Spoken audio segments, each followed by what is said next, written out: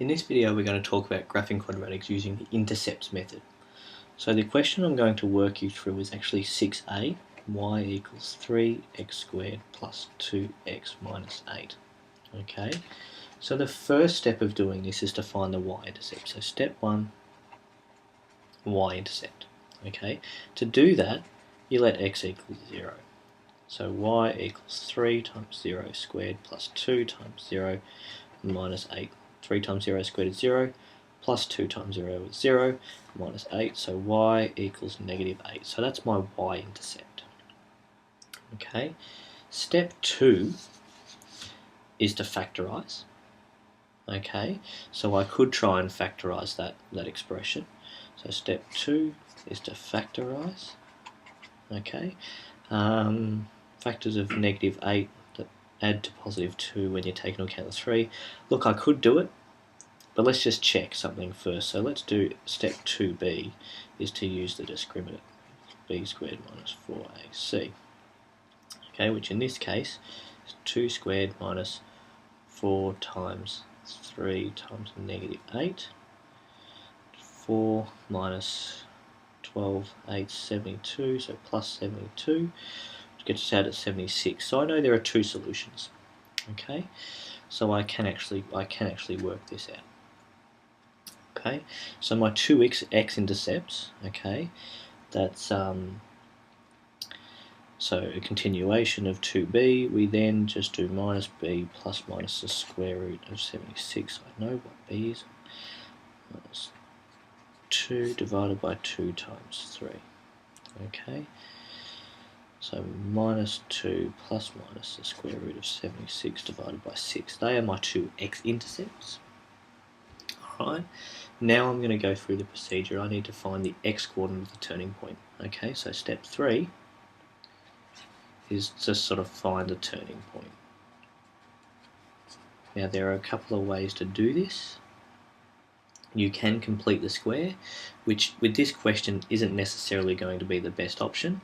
So option 1 sort of is to complete the square, okay, which isn't going to work for us. Sorry, you can't see what I'm writing yet again. Isn't going to work for us in this situation, I don't think.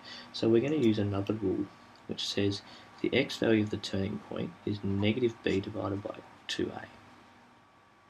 Alright, so we substitute things in, so it's negative 2 divided by 2 times 3. That's negative 2 divided by 6. So the x value of our turning point is negative 1/3. Now there are two ways I can find, so that completing the square wasn't going to work for this situation. So there's no standard set of rules. If you can complete the square, I reckon that's much easier to find your y-intercept, your turning point. But if you can't do it, you need to know how to do this. And if you want to know how to do that, completing the square to get to turning point form, have a look at the last exercise. We can now substitute x, so we can substitute this into our equation if we really wanted, or we can use another formula, yt equals c minus b squared divided by 4a. Okay, so c is negative 8 minus b squared, which is 2 squared over 4 times 3. Okay, so negative 8 minus 4 on 12. Negative 8 and 1/3. They're my turning points. So now I've got everything I need. Alright, I've got a y-intercept of negative 8.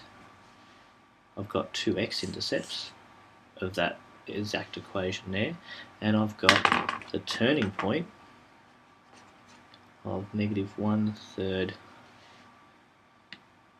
negative 8 1/3. Okay, so we combine that and one more thing that we need. Okay, the sign in front of that 3, which in this case is positive, and you should be able to sketch your graph. Right, so I know it's going to be a happy graph, okay, because we've got a plus 3 in the x squared area. Okay, my y-int, just write all these down for you again, is negative 8. X-ints negative 2 plus minus square root 76 on 6, and turning point was negative 1/3, negative 8 and 1/3. Okay, so combining all of that together, I now get to draw the graph. So we're crossing here at negative 8. Okay, our turning point is at negative 1/3, negative 8 and 1/3. So here, so I just draw that, then I say negative 1/3, negative 8 and 1/3, just so you can't see what I'm doing yet again, just so that I know what it is. And we're going to have to go up through here and up through here. So we come down to the turning point and back up.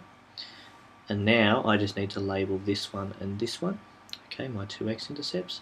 So minus 2, so this one, minus 2 minus square root 76 divided by 6, and this one is minus 2 plus square root 76 divided by 6.